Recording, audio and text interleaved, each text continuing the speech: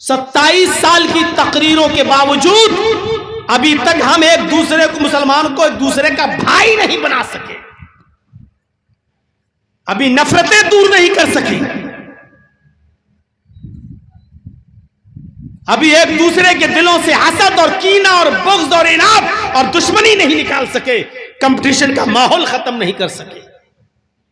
कि नमाज बहुत बड़ी इबादत है, रोजा बहुत बड़ी इबादत है, लेकिन अगर कोई मुसलमान अपने किसी मुसलमान भाई से 3 दिन से ज्यादा जुदा रहता है, 3 दिन से ज्यादा गुस्सा रहता है, 3 दिन से ज्यादा नाराज रहता है, तो अल्लाह के नबी फरमाते हैं कि अल्लाह के नबी ने कहा कि अल्लाह रब्बुल आलमीन उस आदमी की न नमाज कबूल करता है, न रोजा कबूल करता है, न हज, न ज़कात, कोई इबादत उसकी कबूल नहीं की जाती है अगर वो अपने भाई को 3 दिन से ज्यादा छोड़ देता है। तो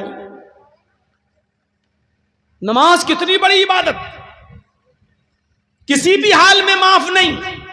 इसीलिए अल्लाह रब्बुल आलमीन ने आगे ये फरमाया कि अगर इन मुसलमानों में जो सब भाई भाई हैं, अगर आपस में 2 लोग लड़ाई झगड़ा कर लें, तनाज़ा हो जाए, इख्तिलाफ हो जाए, दुश्मनी हो जाए, तो पूरी कौम की जिम्मेदारी ये है, पूरे समाज की जिम्मेदारी ये है, पूरे गांव की जिम्मेदारी ये है, पूरे इलाके की जिम्मेदारी ये है फ़अस्लिहू बैना अख़वैकुम, कि उन दोनों भाइयों के दरमियान सुलह करा दें, उनको मिला दें, उनको आपस में जोड़ दें, नाराज न रहने दें।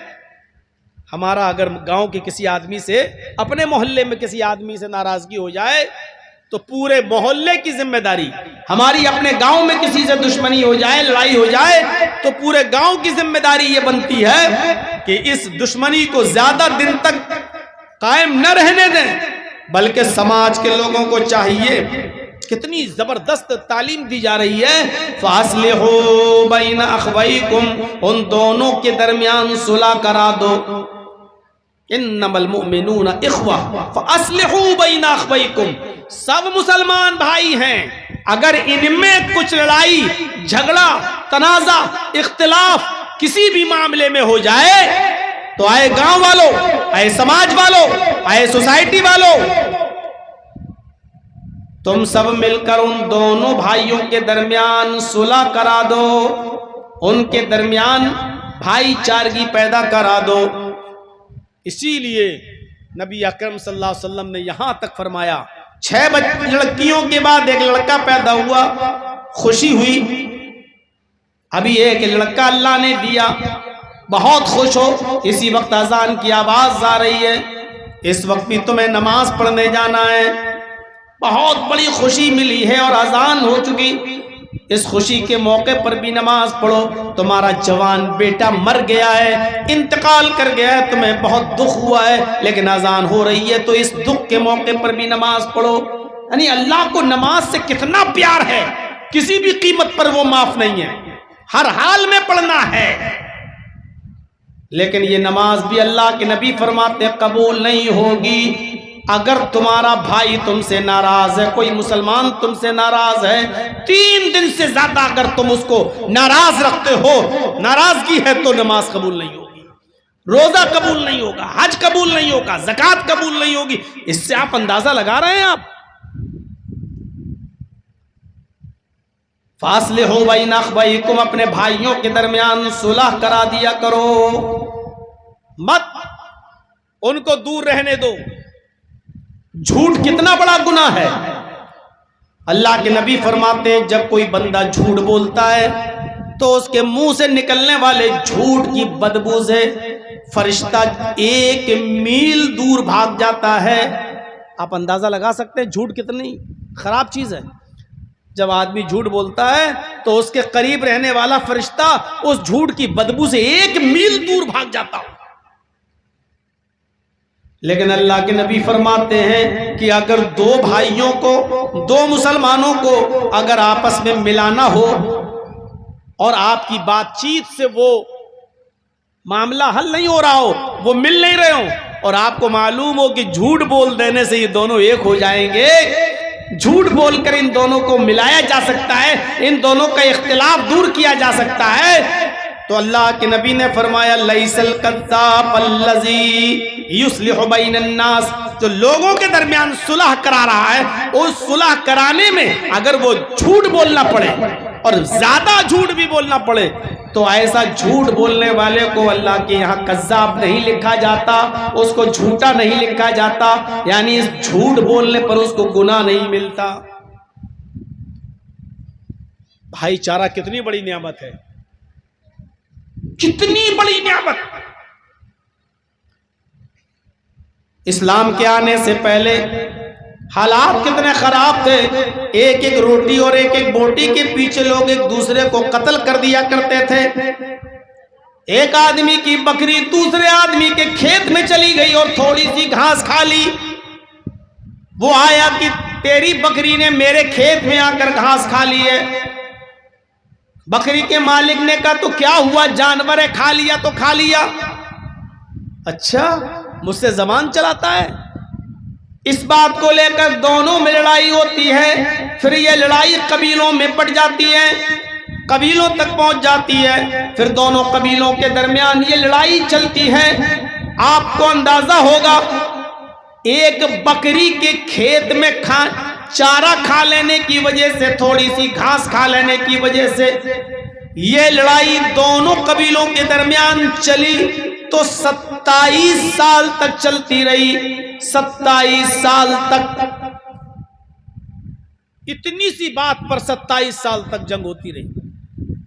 दोनों तरफ से मरने वालों की तादाद जब गिनी गई तो 27 साल में दोनों तरफ से मरने वालों की गिनती 40,000 तक पहुंच गई, फिर भी जंग बंद नहीं हुई। कितना सफ़ाकाना माहौल था, वहशियाना माहौल था, खून की कोई कीमत नहीं थी। लेकिन जब अल्लाह के नबी जनाब मोहम्मद रसूलुल्लाह सल्लल्लाहु अलैहि वसल्लम नबी बनकर आए, आपने भाईचारे की दावत दी।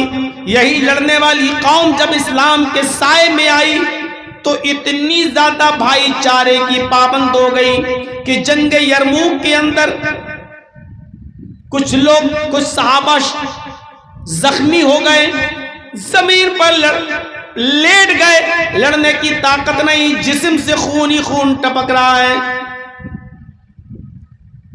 एक शख्स अपने भाई को पानी पिलाने के लिए जा रहा है, पानी का प्याला उसके हाथ में, उसने अपने भाई को उठाया और पानी पिलाना चाहता है। लो मेरे भाई जख्मी हो गए हो जंग में, पानी पियो। सहारा देकर उठाता, पानी पिलाता है। अभी पानी का प्याला होंठ तक जाता है, पानी पीता नहीं है यह आदमी। दूसरा जख्मी साहबी चीख रहे हैं, चिल्लाते हैं, अगर थोड़ा सा पानी बाकी रह जाए तो मुझे भी दे देना, मैं भी प्यासा हूं, मैं भी प्यासा हूं, थोड़ा सा पानी बच जाए तो मुझे भी दे देना। इस आदमी ने जो खुद पानी का प्यासा था, पानी पीना छोड़ दिया, नहीं पिया। पानी का प्याला अपने भाई को दे दिया और कहा कि मेरा भाई मुझसे भी ज्यादा प्यासा है, जाओ पहले उसको पानी पिला दो। ये आदमी दूसरे के पास जाता है, उसको पानी का प्याला देता है कि पानी पियो। ये अपने मुंह तक ले जाता है कि तीसरा चीखता है, थोड़ा सा पानी बच जाए तो मुझे भी दे देना, मैं भी प्यासा हूं। इस आदमी ने भी पानी छोड़ दिया और तीसरे के पास रेफर कर दिया कि ये पानी उसको दे दो, मेरा भाई मुझसे भी ज्यादा प्यासा है। यह आदमी तीसरे के पास गया, उसके पास पहुंचने से पहले तीसरे का इंतकाल हो गया। लौट कर दूसरे के पास आया तो क्या देखा कि दूसरा भी इंतकाल कर गया।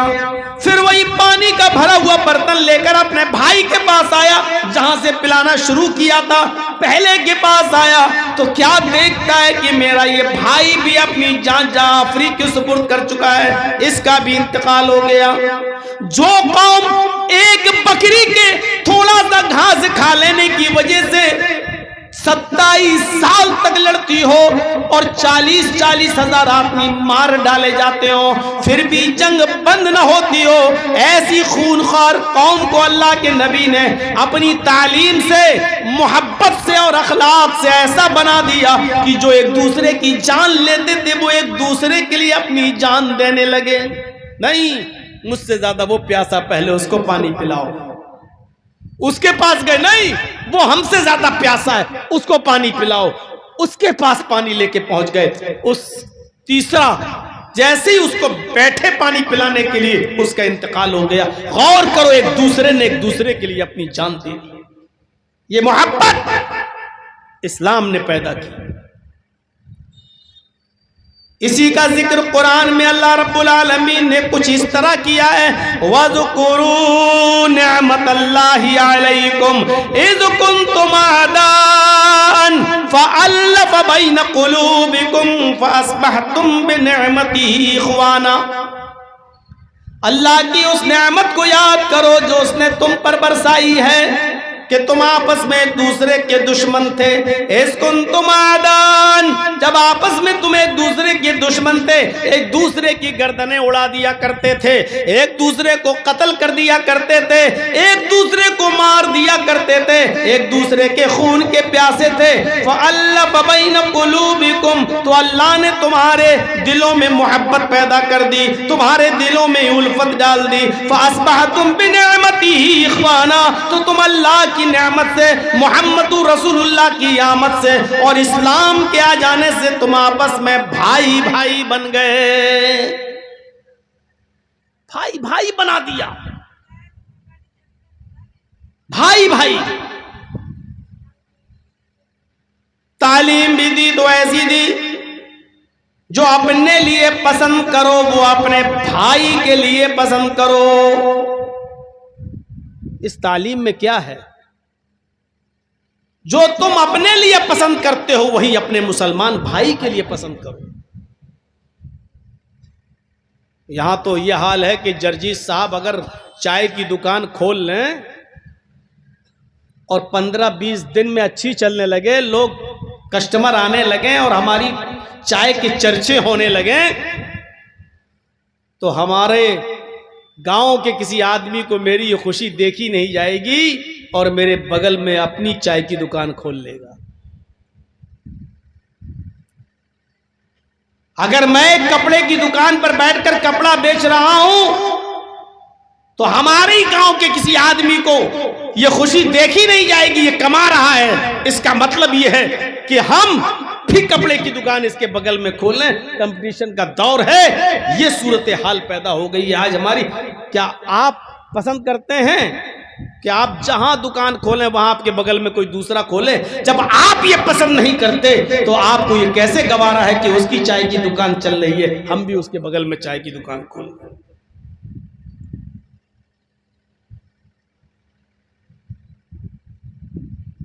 हाफिज अहमद इब्न हजर ने अल इसाबा के अंदर एक वाक़या नकल किया है 2 सहाबी का, कि दोनों सहाबियों की दुकान थी और दोनों की कपड़े की दुकान थी और दोनों का कंपटीशन नहीं था। उस मार्केट में कपड़ा ही कपड़ा बिकता था, इसलिए वो कपड़े का ही मार्केट था। 2 सहाबियों की दुकान उसमें पास पास थी। एक कस्टमर आया, एक सहाबी की दुकान के अंदर दाखिल हुआ, उसने कपड़ा खरीदा और चल दिया। थोड़ी देर के बाद एक दूसरा कस्टमर आया उसी दुकान पर और उसने भी कपड़ा खरीदा और चल दिया। अब तीसरा कस्टमर भी उसी दुकान पर आया और गौर से सुनना, कपड़ा पूछने लगा। अब ये सहाबी जो कपड़ा बेच रहे हैं, अब ये क्या सोच रहे हैं? क्या ये सोच है आज हमारे अंदर? ये क्या सोच रहे हैं कि मैं तो 2 लोगों को कपड़ा बेच चुका हूं, अभी बेचा, इससे पहले भी एक आदमी आया वो भी ले गया, मैंने तो 2 लोगों को कपड़ा बेच दिया, मेरी इनकम तो इतनी हो गई, मुझे तो इतनी प्रॉफिट मिल गई कि आज शाम का चूल्हा मेरे घर जल जाएगा और मेरे बीवी बच्चे खाना खा लेंगे। लेकिन मेरे पड़ोस में जो साहबी हैं, उनकी जो कपड़े की दुकान है, उनका अभी तक कोई कपड़ा नहीं बिका। उनकी भी बीवी है, उनके भी बच्चे हैं, उसके घर में चूल्हा कैसे जलेगा? तो इस सहाबी ने कहा कि जो कपड़ा तुम खरीदना चाहते हो वो कपड़ा मेरे पास खत्म हो गया है, लेकिन मेरे पड़ोस में फला आदमी फला के पास वो कपड़ा मौजूद है, जाओ वो कपड़ा तुम उससे खरीद लो। ये उठा और उस दुकान पे चला गया और वहां से कपड़ा खरीद कर अपने घर चला गया, ये सोच कि मैं तो 2 आदमियों को कपड़ा बेच चुका हूं, आज शाम का चूल्हा मेरे घर तो जल जाएगा। लेकिन मेरे भाई की दुकान है, उसने कोई कपड़ा नहीं बेचा है, उसके घर चूल्हा कैसे जलेगा? उसके भी तो बच्चे हैं, उसकी भी तो बीवी है, उसके घर में भी चूल्हा जलना चाहिए। उस आदमी ने अपना कस्टमर उसकी तरफ रेफर कर दिया कि जाओ। आज ये तसव्वुर किया जा सकता है? 27 सालें तो हमें हो गई तकरीबन तकरीर करते करते, 1999 से 2026 तक। है ये तसव्वुर करोगे आप? 10 आदमियों ने किसी के यहां चाय पी ली, क्या वो चाय वाला कह सकता है साहब वो भी अच्छी चाय बनाता है, अब जाओ अब आप उसकी दुकान पे चाय पी लो, हमारे यहां दूध खत्म हो गया है? क्या कोई दुकानदार ये कह सकता है आज के इस दौर में भी? क्या आप ये कह सकते हो कि साहब जो कपड़ा आप खरीदने आए हो खत्म, मेरे पड़ोसी से ले लो, उसके यहां पर भी अच्छा कपड़ा मिलता है? आप कह सकते हो? यहां तो ये हाल है कि अगर करीब करीब होटल है तो दूर से ही चिल्लाने लगते हैं कस्टमर को देखकर, इधर आओ इधर आओ, वो क्या इधर आओ इधर आओ। और कभी कभी तो दौड़ के पकड़कर उसको हाथ पकड़कर लाने की कोशिश की जाती, आइए आइए आप यहां आइए, अरे वहां यहां आइए। ये सूरत हाल पैदा हो चुकी है। जो अपने लिए पसंद करो वो अपने भाई के लिए पसंद करो। एक ताबई गुजरे हैं, नाम है उनका सईद इब्न जुबैर। हज्जाज इब्न यूसुफ के खिलाफ अलम बगावत बुलंद किए रहे, हक बात बोलते रहे, और हज्जाज इब्न यूसुफ ने उनके कत्ल का हुक्म सादिर फरमा दिया और ऐलान कर दिया, सईद इब्न जुबैर जहां भी मिले उनको पकड़कर मेरे सामने जिंदा लाया जाए, इसलिए कि मैं उनको अपनी आंखों के सामने कत्ल होता हुआ देखना चाहता हूं। हज्जाज इब्न यूसुफ ने सईद इब्न जुबैर के लिए अपनी पूरी पुलिस अपने पूरे मुल्क के अंदर लगा दी कि सईद इब्न जुबैर को पकड़ कर लाया जाए।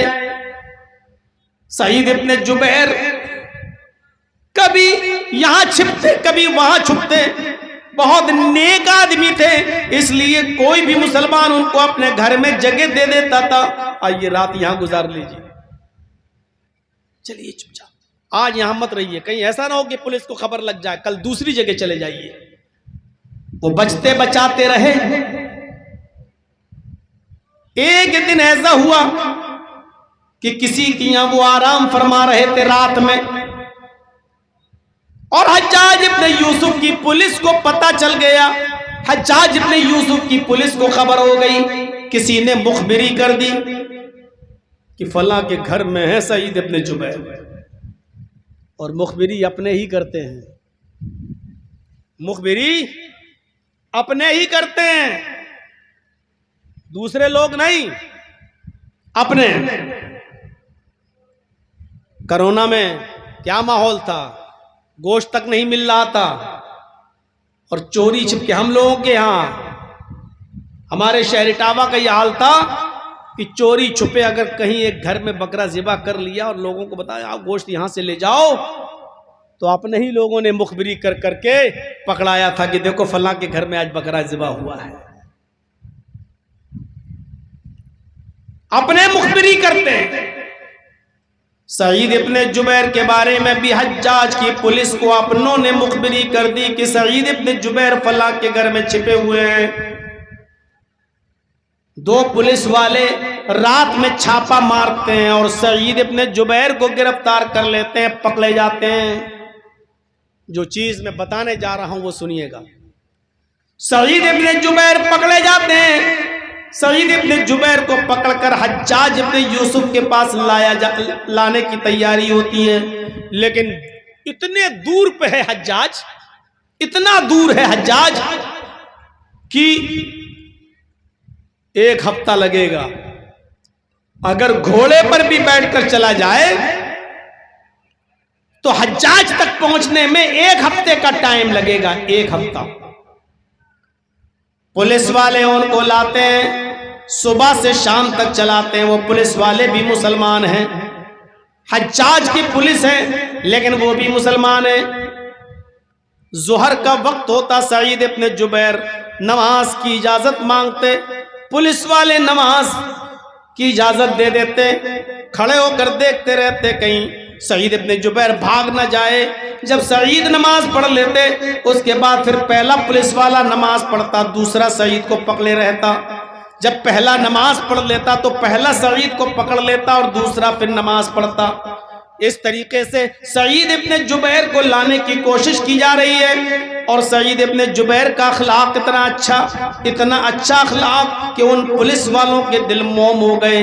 2 ही दिन के अंदर उन पुलिस वालों ने आपस में मशवरा किया कि देखो सईद इब्न जुबैर बहुत नेक आदमी है, बहुत शरीफ आदमी है, अल्लाह वाला आदमी है, बड़ा मुत्तकी आदमी है, बड़ा परहेजगार आदमी है। अगर हमने इसको हज्जाज के सामने पेश कर दिया तो हज्जाज ने कत्ल कर देगा, कत्ल के सिवा कोई सजा नहीं देगा। हम दोनों अपने सर पर क्यों गुनाह लें और एक नेक आदमी का कत्ल क्यों हो। उन दोनों पुलिस वालों ने आपस में मशवरा किया कि हम लोग चुपके से सईद इब्न जुबैर को छोड़ देते हैं और सईद इब्न जुबैर से कहते हैं कि तुम जाओ अपनी जान बचाओ और किसी तरीके से रात का फायदा उठाकर इस मुल्क से बाहर निकल जाओ। अगर हज्जाज इब्न यूसुफ के पास तुम्हें ले जाया गया तो वो तुम्हें कत्ल कर देगा। दोनों पुलिस वाले इस बात पे तैयार हो जाते हैं कि ठीक है, इस नेक आदमी की बद्दुआ हम क्यों लें, इस नेक आदमी के कत्ल का गुनाह अपने सर पर क्यों ला दें। ये बड़े नेक आदमी हैं, बच्चों वाले हैं, बड़े शरीफ हैं, इनके कई बच्चे हैं, लिहाजा वो बच्चे यतीम हो जाएंगे। इन दोनों पुलिस वालों ने सईद इब्न जुबैर से कहा, मुसलमानों गौर से सुनना इस वाक़े को और अंदाजा लगाना।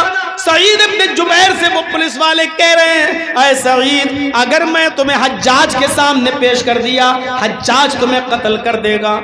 तुम बड़े नेक आदमी हो, सच्चे इंसान हो, बच्चों वाले हो, तुम्हारे बच्चे यतीम हो जाएंगे और मैं तुम्हारे कत्ल का गुनाह अपने सर पर नहीं लादना चाहता। एक मुत्तकी और परहेजगार आदमी के कत्ल का ठेका मैं क्यों लूं। हज्जाज को पता नहीं है कि मैंने तुम्हें गिरफ्तार कर लिया है, इसलिए मैं तुम्हें छोड़ रहा हूं चुपके से। ये रात का वक्त है और तुम चुपके से यहां से निकल जाओ, रात भर सफर करो, दिन में कहीं छिप जाना, फिर रात में फिर सफर करना। 2-3 रातों में तुम इस मुल्क की सरहद को पार कर लोगे और दूसरे मुल्क में चले जाओगे। ऐ सईद, मैं तुम्हें छोड़ रहा हूं। सईद इब्न जुबैर ने कहा, आए पुलिस वालों, तुम्हारा बहुत बहुत शुक्रिया, तुमने मेरे बच्चों को यतीम होने से बचा लिया। तुम्हारा यह एहसान मैं कैसे अदा करूं। तुम अपनी मर्जी से छोड़ रहे हो, अल्लाह तुम्हें बरकत दे। सईद इब्न जुबैर ने उन दोनों पुलिस वालों से हाथ मिलाया, उनसे मुआनका किया, गले मिले और चल दिए। हाथ हिलाया, ठीक है तुमने छोड़ दिया, बहुत अच्छा किया, मैं जा रहा हूं।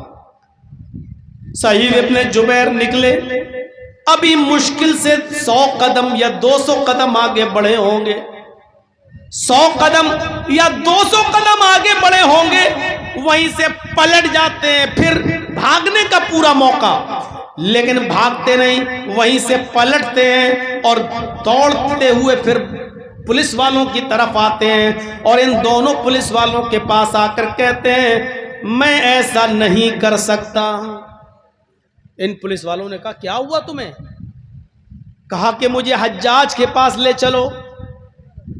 वो पुलिस वाले बोले, आए सईद, तुम जानते हो कि हज्जाज तुम्हारे साथ क्या सुलूक करेगा। इन दोनों पुलिस वालों का सवाल सुनकर सईद ने कहा कि हाँ मैं जानता हूं कि वो मुझे कत्ल कर देगा, उसकी नजर में मेरा गुनाह बहुत बड़ा है, वो मुझे कत्ल के सिवा कुछ नहीं सिर्फ कत्ल करवाएगा। कहा मैंने तुम्हें छोड़ दिया है और तुम इसके बावजूद नहीं भाग रहे हो और उसके हज्जाज इब्न यूसुफ के पास जाने की तमन्ना कर रहे हो।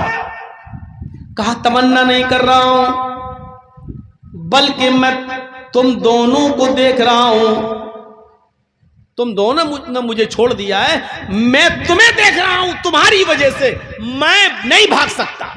कहा मेरी वजह से? मैं तो छोड़ दिया हूं, मेरी वजह से क्या?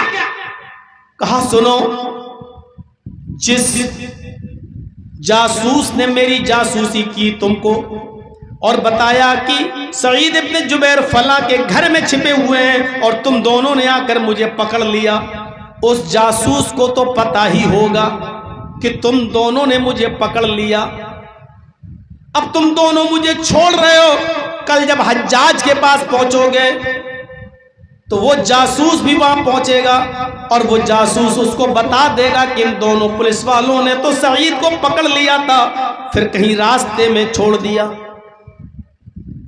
आए पुलिस वालों, जब उस जासूस ने हज्जाज इब्न यूसुफ को जब ये जासूस खबर देगा और हज्जाज को ये पता चलेगा कि तुमने मुझे छोड़ दिया, पकड़ने के बाद मुझे छोड़ दिया, तो फिर वो तुम दोनों को कत्ल कर देगा, तुम दोनों को मार डालेगा। अल्लाह के नबी सल्लल्लाहु अलैहि वसल्लम ने फरमाया, सईद इब्न जुबैर उन दोनों पुलिस वालों से कह रहे हैं कि अल्लाह के नबी सल्लल्लाहु अलैहि वसल्लम ने फरमाया जो तुम अपने लिए पसंद करते हो वही अपने भाई के लिए पसंद करो। जब मैं अपने लिए पसंद करता हूं कि मुझे कत्ल न किया जाए तो मैं तुम्हारे लिए पसंद कैसे कर लूं कि तुम्हें कत्ल किया जाए, इसलिए हमें तुम हज्जाज के पास ले चलो। उन पुलिस वालों ने कहा आए सईद तुम जाओ यहां से, वो तुम्हें मार डालेगा, तुम्हें कत्ल कर देगा। अरे हमसे पूछेगा तो हम कह देंगे कि सईद मिले थे, पकड़ लिया था, लेकिन हाथ छुड़ा के भाग गए, मैंने बहुत पीछा किया, वो भागने में कामयाब हो गए, हम कुछ भी झूठ बोल देंगे।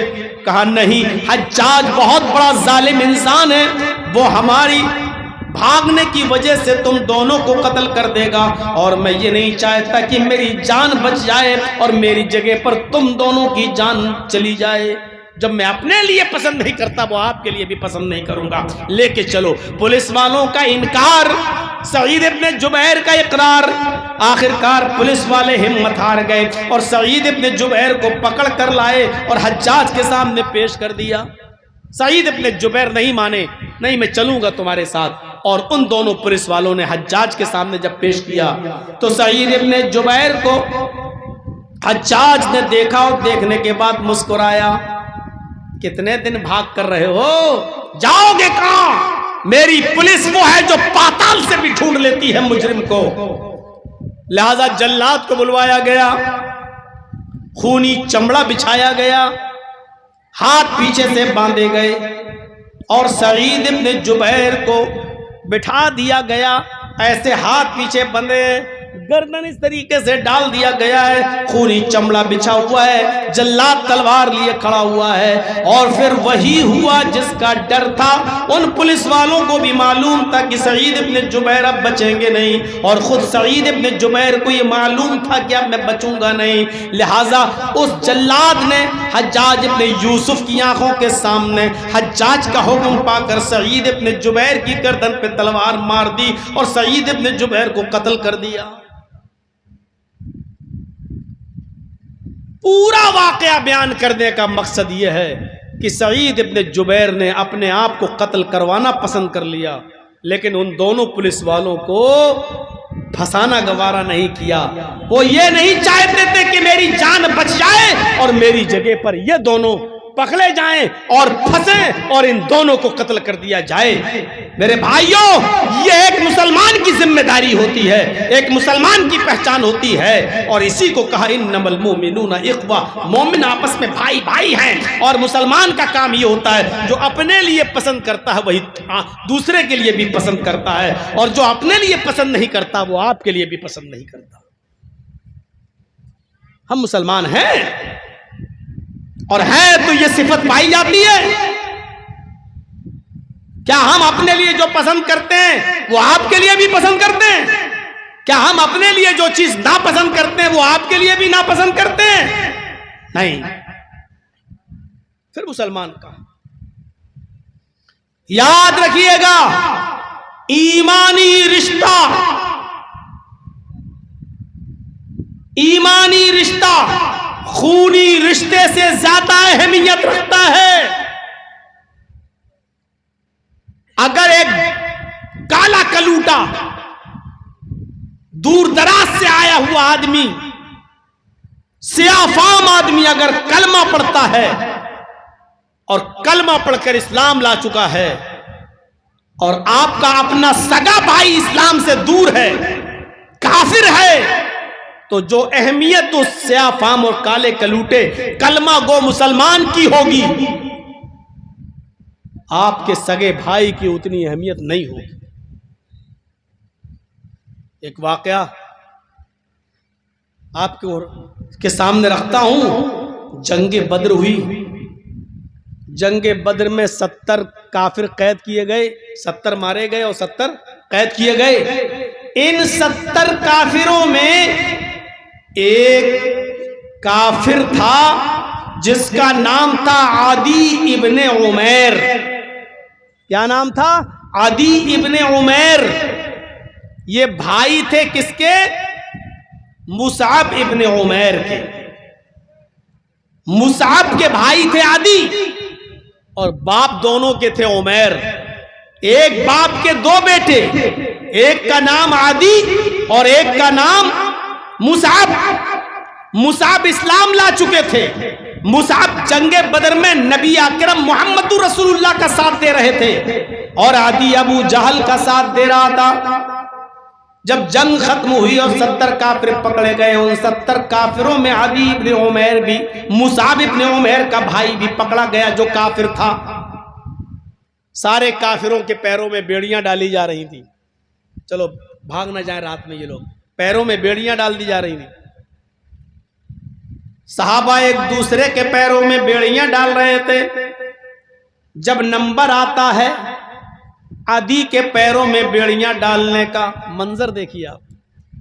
जब आदी इब्ने उमैर के पैरों में बेड़ियां डालने का नंबर आता है तो जो सहाबी उनके पैरों में बेड़ियां डाल रहे थे, हजरत मुसअब इब्ने उमैर उनसे कह रहे थे ऐसे नहीं, ऐसे, ये ताला यहां नहीं यहां लगाओ, इसको टाइट कर दो। ये ताला तोड़ने में बहुत माहिर है, बेड़ियां तोड़ने में बहुत माहिर है, ये बेड़ियां तोड़ देगा और रात में भाग जाएगा। इसको यहां से टाइट करो, यहां से टाइट करो, यहां से टाइट करो। मुसअब इब्ने उमैर उस सहाबी को बताने लगे कि ये उमैर आदी को यहां बेड़ियां डालो और यहां से टाइट करो।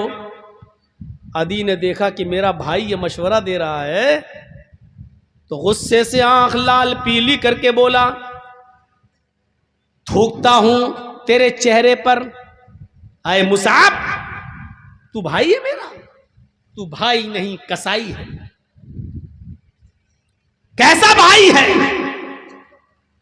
तेरे सगे भाई, हकीकी भाई के पैरों में बेड़ियां डाली जा रही हैं और तू टाइट करने का हुक्म दे रहा है, यहां से टाइट करो, यहां से टाइट करो, यहां से टाइट करो, ये करो, ये करो। तू ये बता रहा है, तू ये करने को कह रहा है, तुझे जरा भी रहम नहीं आ रहा है? अपने भाई के साथ इस तरीके का सुलूक करवा रहा है तू? मुसअब इब्ने उमैर ने जब ये सुना तो मुसअब इब्ने उमैर चीखते हुए बोले, खामोश, चुप। कैसा भाई? कौन भाई? आदी ने कहा कि आए मुसअब, मैं तेरा भाई नहीं हूं। क्या तेरा बाप उमैर नहीं है? जिस बाप का खून तेरी रगों में दौड़ रहा है उसी बाप का खून मेरी रगों में भी दौड़ रहा है। यह अलग बात है कि मैं काफिर हूं, तू इस्लाम लाया, लेकिन है तो एक ही बाप के बेटे। तू अपने भाई के साथ ऐसा सुलूक करता है? मुसअब इब्ने उमैर ने जोरदार आवाज में कहा, कौन सा भाई? कैसा भाई? आए आदि तू मेरा भाई नहीं है। खूनी रिश्ते को क्या कहा? आए आदि तू मेरा भाई नहीं है। आदि ने ऐसे सर उठाकर देखा, कहा मुसाब मैं तेरा भाई नहीं हूं। मुसाब इब्ने उमैर ने कहा नहीं, मेरा भाई तू नहीं है, मेरा भाई तो ये है जो तेरे पैरों में बेड़ियां डाल रहा है, जो तेरे पैरों में बेड़ियों में ताला लगा रहा है, जो तेरे पैरों में बेड़ियां डालकर टाइट कर रहा है, ये है मेरा भाई। इसलिए कि इसने कलमा पढ़ा है, अशहदु अल्ला इलाहा इल्लल्लाह व अशहदु अन्ना मुहम्मदन अब्दुहु व रसूलुहु, और तूने कलमा नहीं पढ़ा, ये है मेरा भाई, तू मेरा भाई नहीं है। अंदाजा लगाएंगे, ईमानी रिश्ता खूनी रिश्ते से ज्यादा अहमियत रखता है। अगर आप जानते हैं कि यह आदमी भी मुसलमान है तो वो आपका भाई है, और सगे भाई से ज्यादा अहमियत रखता है अगर वो काफिर है सगा भाई तो। ईमानी रिश्ते की अहमियत खूनी रिश्ते से ज्यादा है, खूनी रिश्ते से। इसलिए इस आयत को समझने की कोशिश करो। इन्नमल मुमिनूना इख्वा, सारी दुनिया के मुसलमान भाई हैं। फास्लिहू बैना अख्वैकुम, जब दो भाइयों में तनाज़ा हो जाया करे, लड़ाई हो जाया करे, तो इन मुसलमान भाइयों को ज्यादा दिन तक दूर न रहने दो। आए समाज वालों, आए सोसाइटी वालों, आए गांव वालों, आए मोहल्ले वालों, इन दोनों मुसलमान भाइयों को आपस में मिला दिया करो, इन दोनों के दिलों को जोड़ दिया करो। अगर इन दोनों को मिलाने में तुम्हें झूठ भी बोलना पड़े तो झूठ बोलकर इन दोनों को मिला दिया करो, इन दोनों को आपस में भाई भाई बना दिया करो। यहां तो मजे लिए जाते हैं और आग भड़काई जाती है। फला फला तुम्हारे बारे में ऐसा कह रहा था, फला तो, अरे कहना तो ये चाहिए कि फला तुम्हारी बड़ी तारीफ कर रहा था, यार तुम उससे दुश्मनी निभाते हो, वो तो तुम्हारे बारे में बहुत अच्छा सोचता है। अरे वो तो मिला था, मुझसे पूछ रहा था कि उसके बच्चे ठीक हैं, खाना वाना मिलता है, उसको कोई तकलीफ तो नहीं है। भले ही ना कहा हो, लेकिन ये कह दो, उसके दिल में नरमी पैदा हो जाएगी, यार वो मेरे बच्चों के बारे में ऐसा सोचता है, वो मेरे घर के बारे में ऐसा सोचता है। उसने कहा भी ना हो फिर भी कह दो, ताकि उसके सामने वाले के दिल में जो बुराई बैठी हुई है वो दूर हो और कम होने की कोशिश हो, और एक दिन आए दुआ सलाम। अरे इबादतों का इन्हिसार भी इसी पे, वरना नमाज में जो दुआएं पढ़ी जाती हैं वो घर पर भी पढ़ी जा सकती थी, वो नमाज घर पर भी अदा की जा सकती थी। घर से निकलकर मस्जिद में आने की वजह यही है कि तुम एक दूसरे से सलाम करोगे, नमाज पढ़ोगे, जमात कायम करोगे, एक दूसरे की खैरियत पूछोगे, कदम से कदम, कंधों से कांधा, टखनों से टखना मिलाओगे, हैं? जमात कायम करोगे, आपस में गिले शिकवे दूर होंगे, मस्जिद में जाओगे, बगल में खड़े हो जाओगे, कदम से कदम, टखनों से टखने, कांधों से कांधे मिलाओगे, दुश्मनियां दूर होंगी। मेरे भाइयों, ये नमाज की जमात इसीलिए फर्ज की गई है ताकि एक दूसरे से मुलाकातें हों, एक दूसरे से दुख दर्द पूछा जाए, एक दूसरे के हालात। अब मान लीजिए 5 वक्त के नमाजी हैं, आज एक आदमी नहीं आया, अब आपके दिल में ख्याल आएगा, यार ये आदमी तो आता था, आज क्यों नहीं आया? चलिए कोई बात नहीं, जोहर में, असर में वो फिर नहीं आया, अरे क्या हुआ? वो जोहर में भी नहीं दिखा, असर में भी नहीं दिखा। अब आप पूछेंगे लोगों से, पता चला कि वो तो हॉस्पिटल में एडमिट है। अब आप हॉस्पिटल जाएंगे, जरूरतमंद होगा तो उसकी आप मदद भी करेंगे। ये है जमात का मकसद, ये है नमाज को जमात के साथ अदा करने का फलसफा, ताकि एक दूसरे की हमदर्दी, एक दूसरे का गम, एक दूसरे का दर्द हमारे दिलों में पैदा हो। यही चीज रोजा भी यही सिखाता है।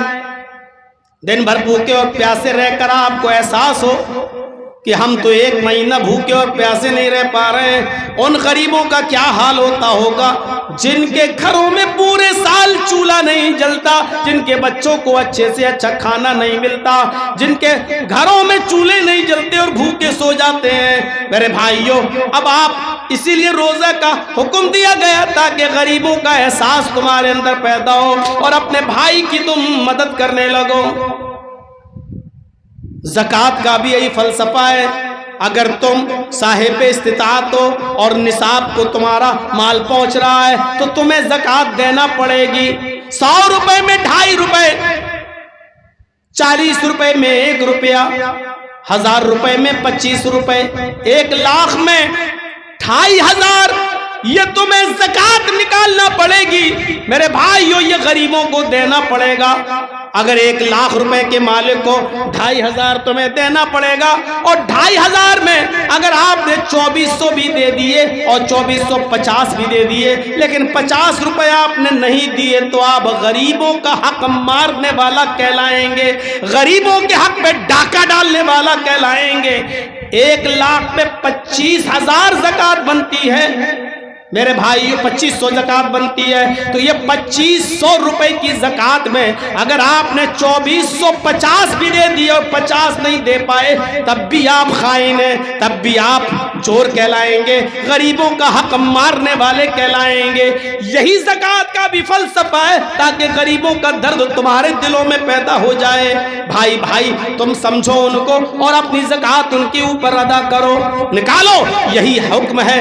हज का भी मैदान हज में जमा है, काले भी, गोरे भी, अमीर भी, गरीब भी, सारे के सारे वहां मौजूद हैं। आय अल्लाह, मैं गुनाहों का बोझ लाद कर अपने सर पर तेरे दरबार में आया हूँ। आए मेरे परवरदिगार, आए मेरे अल्लाह, हमारे गुनाहों को तू मिटा दे। अमीरी और गरीबी का फर्क मिट गया। लब्बैक लब्बैक लब्बैक अल्लाहुम्मा लब्बैक ला शरीका लका। आप बार बार ये दुआ पढ़ रहे हो, चीख रहे हो, चिल्ला रहे हैं, आय अल्लाह मैं हाजिर हूँ, मेरे गुनाह मिटा दे। अमीरी और गरीबी का फर्क मिट गया। वह सब ये कहते कि हम सब भाई भाई हैं, कोई छोटा नहीं, कोई बड़ा नहीं, कोई अमीर नहीं, कोई गरीब नहीं, एक ही लिबास में है, सब सफेद कपड़े में है, सफेद एहराम में। अमीरी और गरीबी का फर्क मिट चुका है और सब यही कह रहे हैं कि अल्लाह मैं हाजिर हूं, तू मेरे गुनाह को मिटा दे। तो सारी इबादतों का इन्हिसार यही है मेरे भाइयों कि गरीबों का दर्द और गरीबों की हमदर्दी पैदा हो और आपको अपने भाई की मदद करने में लुत्फ आए और मजा आए। मेरे प्यारे साथियों, 4 बजे अजान होती है, इस वक्त टाइम हो रहा है, 10 मिनट बाकी रह गए हैं। कल तफसील से खिताब मेरा होगा। ये 10 मिनट के लिए मैं आपसे अरे मसले मसाइल, वो देखिए मसले मसाइल मौलाना इनायतुल्लाह साहब से पूछिए, मदनी हैं और बड़े आलिम हैं, उनसे पूछा करिए। तो मैं आपसे अर्ज ये कर रहा हूं मेरे भाइयों कि आप गरीबों का दर्द अपने अंदर पैदा करें और भाईचारगी अपने अंदर पैदा करें। 10 मिनट के लिए मैं आपसे ये गुजारिश करूंगा। कर लो जनता, कुछ देंगे आप मदरसे के लिए? हमारे हाथ पर बहुत कम चंदा हुआ है भाई। ऐसे अगर रहेगा तो फिर मदरसे बंद हो जाएंगे, कैसे चलेंगे? आप लोगों के ताउन से चलते हैं। तो 10 मिनट में आपके पास बैठता हूं और मैं गुजारिश करता हूं आपसे कि आप मेरे हाथ पे भी अगर इस मदरसे का ताउन करना चाहें तो कर दें। अल्लाह ताला आपको इसका पूरा पूरा अजर अजीम अता फरमाएगा। जो खिताब मैंने किया है आपके सामने वो भाईचारे के ऊपर है। इस्लामी उख़्वत और भाईचारा हम अपने अंदर पैदा करें और अल्लाह से दुआ करता हूँ कि मैं ऐ अल्लाह तो हम सबको आपस में भाई भाई बना दे। गीबत, चुगली, हसद, कीना, बोग्स, इनाद, दुश्मनी, ये सब हमारे दिलों से निकाल दे और हमें अपने आपसी रंजिश, आपसी इख्तिलाफात भुलाने की तौफीक अता फरमा और हम सबको भाई भाई बना दे और एक प्लेटफार्म पर हम सबको ऐ अल्लाह कायम कर दे। एक प्लेटफार्म पे हमको खड़ा कर दे। हम सबको जैसे तस्बीह में के दाने पूरे प्रोए हुए होते हैं उसी तरीके से हम सबको आपस में एक यकजहती के साथ जमा फरमा दे और हम सबको आपस में भाई भाई बना दे। खलक़नाकुम मिन ज़करिन व उन्सा वजअलनाकुम शुऊबन व क़बाइला लितआरफू। उसकी दलील है, या अय्युहन नास, ऐ सारी दुनिया के लोगों, इन्ना खलक़नाकुम मिन ज़करिन व उन्सा, हमने तुमको एक मर्द से और एक औरत से पैदा किया है। तुम्हारा बाप भी एक है, तुम्हारी मां भी एक है। तुम सब आदम की औलाद हो, तुम सब हव्वा की औलाद हो। सारी दुनिया के इंसानों को यह बताया है कि तुम्हारा बाप एक ही है, तुम्हारी मां एक है। और जब बाप एक है, मां एक है, तो इसका मतलब यह हुआ कि वो भी हमारे भाई। या अय्युहन्नास इन्ना खलक़नाकुम मिन ज़करिन व उन्सा व जअलनाकुम शुऊबन व क़बाइल लितअरफ़ू। हमने तुम्हें कबीलों में बांट दिया है, बिरादरियों में बांट दिया है। तुम्हारी जातें बनाई, तुम्हारी बिरादरियां बनाई, तुम्हें मुख्तलिफ शोबों में, मुख्तलिफ कबीलों में तुम्हें तकसीम किया। लेकिन कोई कबीला, कोई कौम किसी से बड़ी होने का दावा न करे। कोई किसी से बड़ा नहीं, कोई किसी से ऊंचा नहीं, कोई किसी से नीचा नहीं, कोई किसी से छोटा नहीं, कोई किसी से बड़ा नहीं है, कोई किसी से छोटा भी नहीं है, सब बराबर हैं। हमने ये तुम्हें बिरादरियों में, कबीलों में जो बांटा है, वो इसलिए बांटा ताकि तुम्हारी शनाख्त की जा सके, तुम्हें पहचाना जा सके। लितारफू, ताकि तुम एक दूसरे को पहचान सको, एक दूसरे की शनाख्त कर सको। बड़ा और छोटा नहीं है। हाँ, अल्लाह की नजर में बुजुर्ग वो है, अल्लाह की नजर में बड़ा वो है। इन्ना अक्रमकुम इंदल्लाहि अत्काकुम, जो अल्लाह रब्बुल आलमीन से सबसे ज्यादा डरने वाला है। इस आयत ने हमें यह बताया है कि इंसान होने के एतबार से सब भाई भाई हैं, लेकिन ईमानी रिश्ते से जो भाई होता है वो आपके हुस्ने सुलूक का ज्यादा मुस्तहिक है।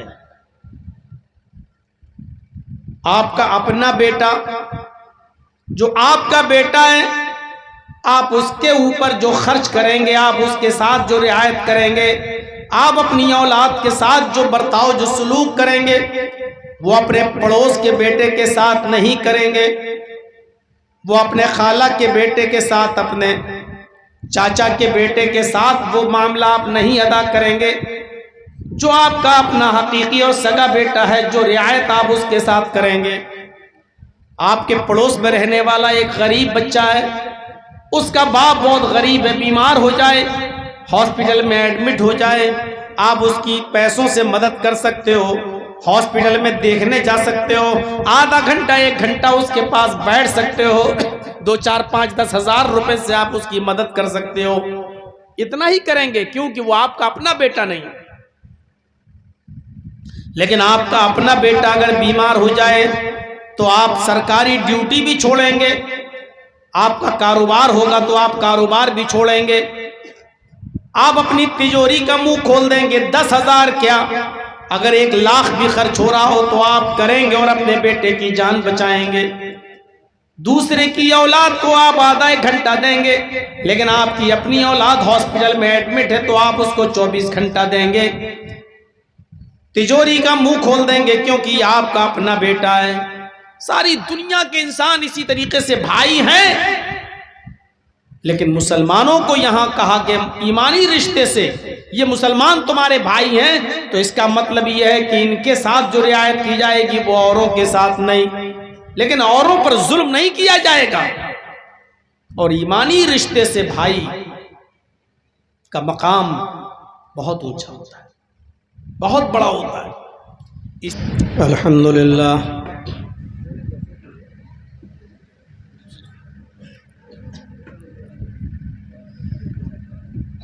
अल्हम्दुलिल्लाहि नहमदुहु व नस्तईनुहु व नस्तगफिरुह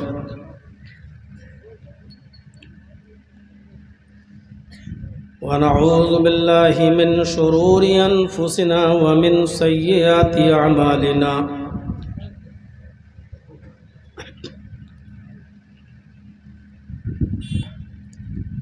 मन यहदिहिल्लाहु फला मुज़िल्ल लहु वमन युद्लिल्हु फला हादिय लह।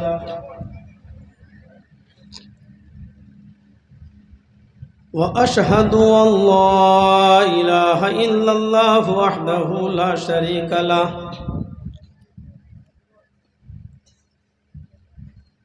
व अशहदु अन्न मुहम्मदन अब्दुहु व रसूलुहु।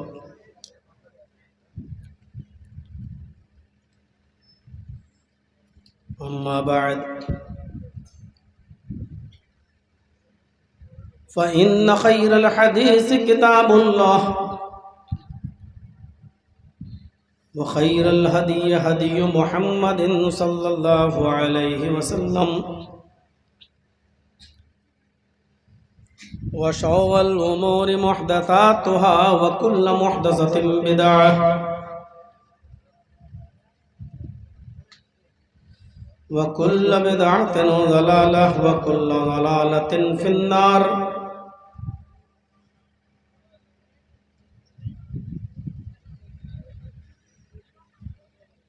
अऊज़ु बिल्लाहि मिनश शैतानिर रजीम। बिस्मिल्लाहिर रहमानिर रहीम।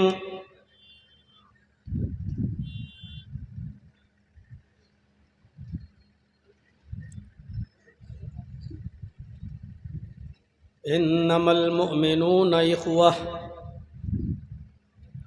फ़अस्लिहू बैना अख़वैकुम वत्तक़ुल्लाह लअल्लकुम तुरहमून।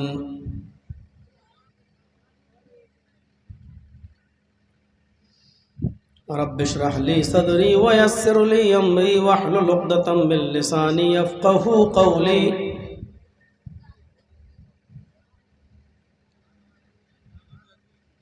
स्टेज पर तशरीफ़ रखे हुए हमारे मुअज़्ज़ज़ अहबाब, ख़ास तौर पर मदरसे की कमेटी और इस इजलास की कमेटी के ज़िम्मेदारान और नीमा, ललमटिया और उसके अतराफ़ व अकनाफ़ से तशरीफ़ लाए हुए मुअज़्ज़ज़ सामीन हज़रात, इस्लामी ख़वातीन माँ और बहनों, नौजवानों और अज़ीज़ बच्चों, 13-14 अप्रैल 2026 ये 2 रोज़ा प्रोग्राम आपका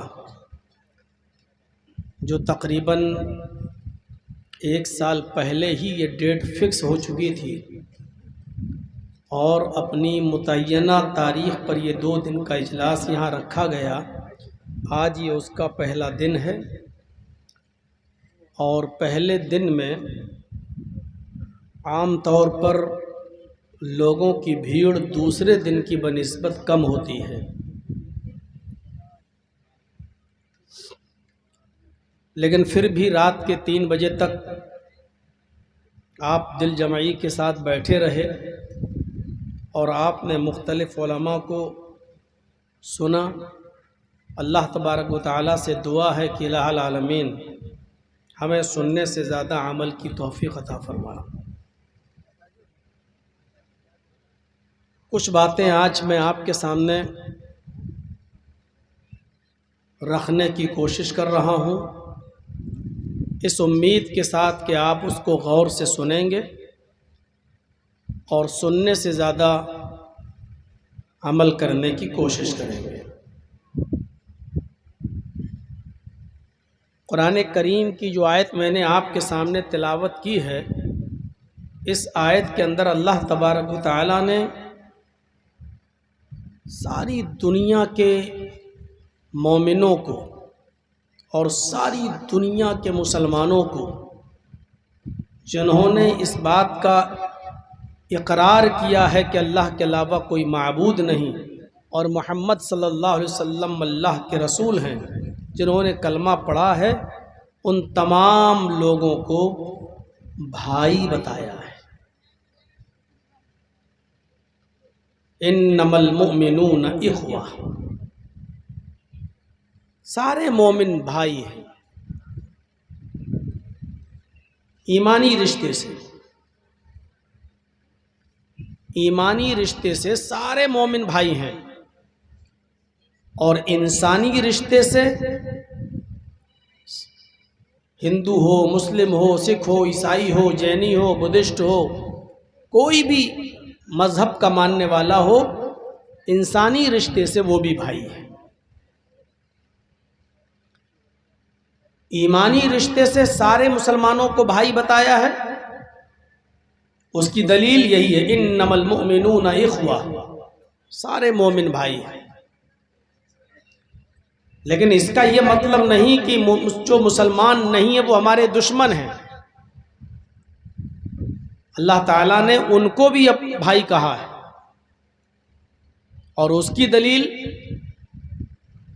या अय्युहन्नास इन्ना, अल्लाह से दुआ है कि बार इलाह, जब तक तू हमें जिंदा रख, इस्लाम पर जिंदा रखना, जब हमारा खात्मा हो तो ईमान पर हमारा खात्मा फरमाना। वमा अलैना इल्लल बलागुल मुबीन व आखिरु दअवाना अनिल हम्दुलिल्लाहि रब्बिल आलमीन। अस्सलामु अलैकुम व रहमतुल्लाहि व बरकातुहू। जो लोग मेरे हाथ में देना चाहें दे दें।